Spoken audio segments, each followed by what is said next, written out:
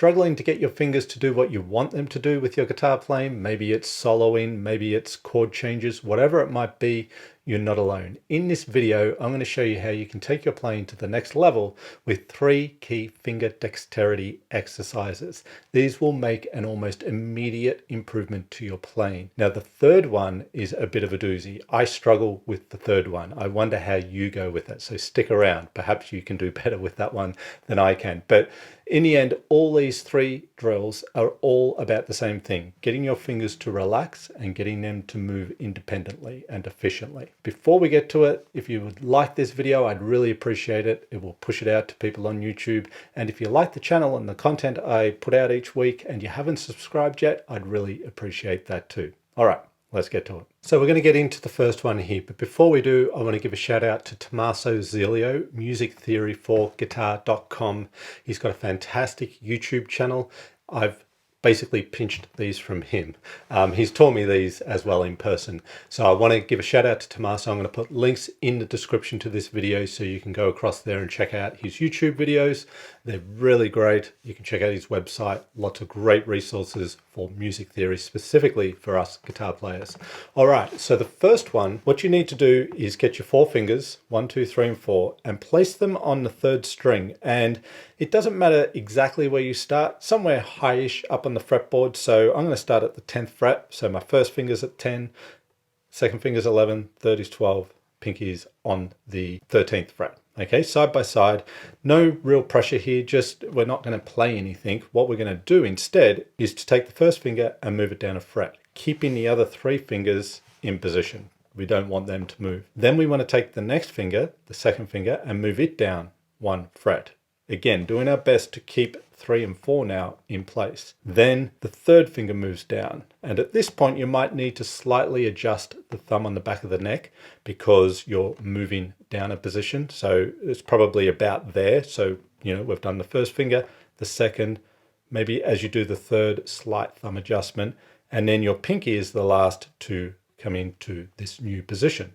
So we've gone from the 10th position down to the 9th position. Once we're there, we repeat this, right? So now we're going to go down 1 fret with the index finger, then the second, again, only moving 1 finger at a time, keeping the others in place as best you can. And then the 3rd finger, which is probably where, at least for me, where I feel like I need to make that thumb adjustment on the back of the neck. It's only minimal because we're only moving down 1 position. And then the pinky.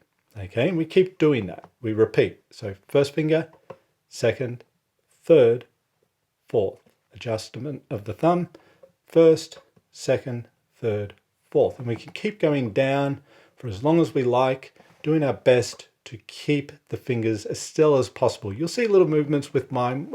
Don't worry, we don't need to be perfect with this. It's all, as I said earlier, about relaxing the fingers. The more you relax them, the easier this becomes. And the more you relax your fingers, the more efficiently they move too. Okay, it's all in the cause of easier, more fluent, effortless playing. Now, we can come back up the fretboard here. So as you can imagine, it's going to be the pinky that goes first, then the second finger. This one can be the tricky one, while keeping the 3rd finger. I think I said the second finger there.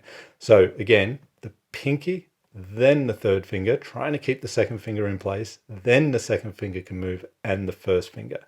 Now we're in the 5th position. Then I repeat, make sure my thumb's in position with my hand. I don't want to leave my thumb behind. I don't want these fingers moving up and the thumb just stays over here. We want the thumb moving with the fingers. So I'm at the 5th fret, pinky, 3rd finger, 2nd, 1st. Thumb adjustment, new position, 6th position here.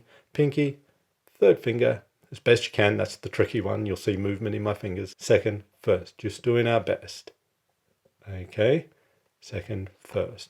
And, you know, you can end up back where you were. So it's called the crawl, right? We're crawling down the fretboard. We're crawling up the fretboard. Really great exercise to get your fingers moving independently and a relaxed and efficient fashion. Okay, so the next one is called the ladder. So here's what we do.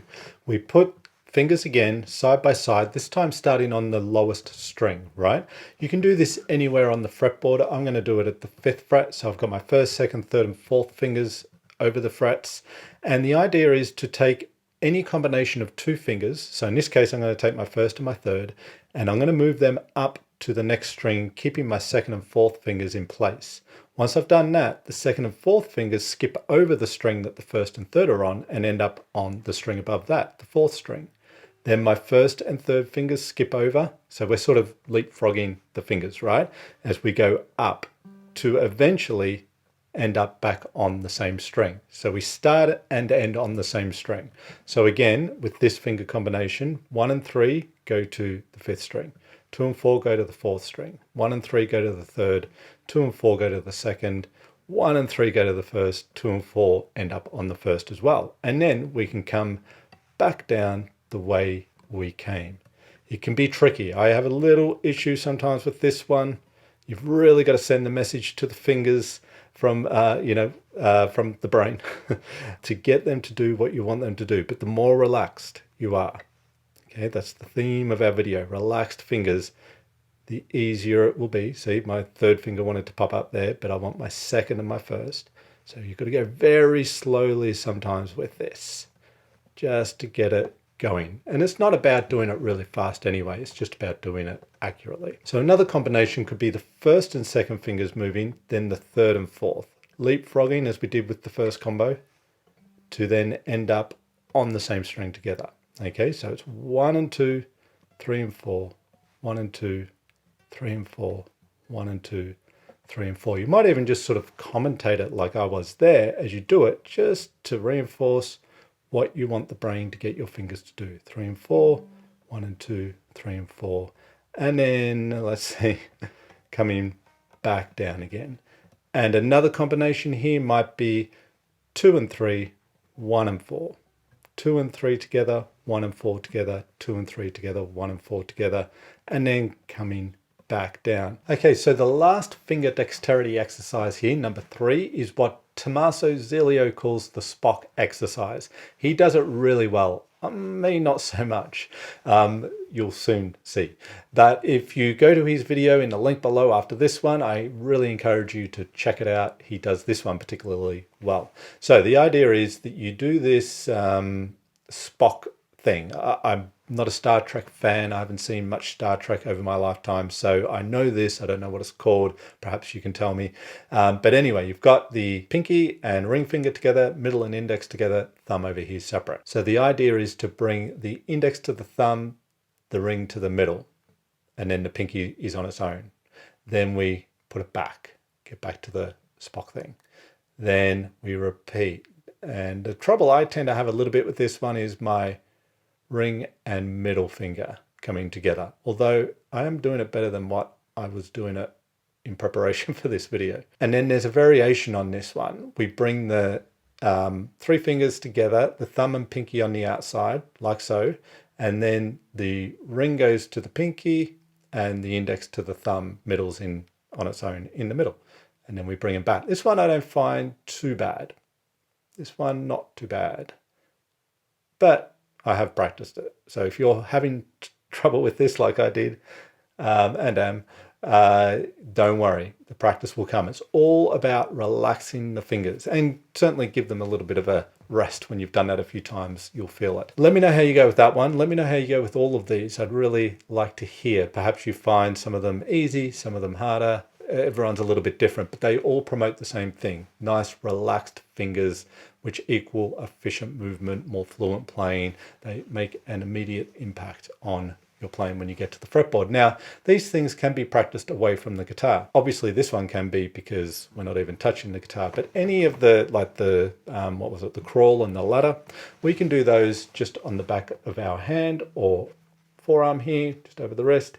We can mimic those movements. We don't need a string or a fretboard to do that, right? You can do it all on the back of your hand, essentially, which means they're very accessible. We can do them anywhere, anytime. You've got a spare 30 seconds. That's enough to run one of these exercises. You do that a few times throughout your day. You get onto the guitar. You might do it a little bit more there, but you will feel a difference. Your fingers will be more relaxed. They'll move more efficiently. You'll play more fluently. Okay, so let me know how you go with these dexterity exercises. If you like this video, then you'll love this free workshop called Dynamic and Compelling Ways for Arranging Music to Accompany a Singer on One Guitar. In it, I teach and train effective ways to create amazing sounding arrangements for a single guitar and vocal. So whether you're someone who would like to be able to create the perfect arrangement of a song, or a singer-songwriter who would like to be able to accompany themselves on guitar, or a guitar player who would simply like to have more ways to express themselves on the instrument, then this workshop is for you. Better yet, I have an actual singer on hand throughout the workshop to demonstrate all the concepts covered so you can hear just how effective they are. Everything is put to the test. No theorizing, just practical ways to create arrangements of songs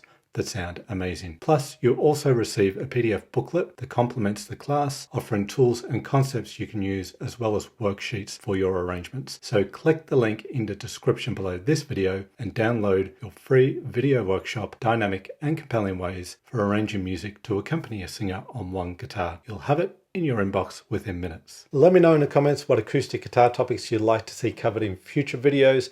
I love to hear from you. I do my very best to read all the comments and reply, and a lot of the things that have been suggested have turned into videos. So don't be shy, drop us a line. Would love to hear from you. If you like this video, then hit that like button, and if you haven't already, subscribe to the channel. I release videos every week. If you like the content, subscribe and hit the notification bell button, and you'll be sure not to miss a thing. Thank you so much for watching this video. As always, I really do appreciate you taking the time to do so. This is Simon Candy from acousticguitarlessonsonline.net, and I will look forward to seeing you in the next video.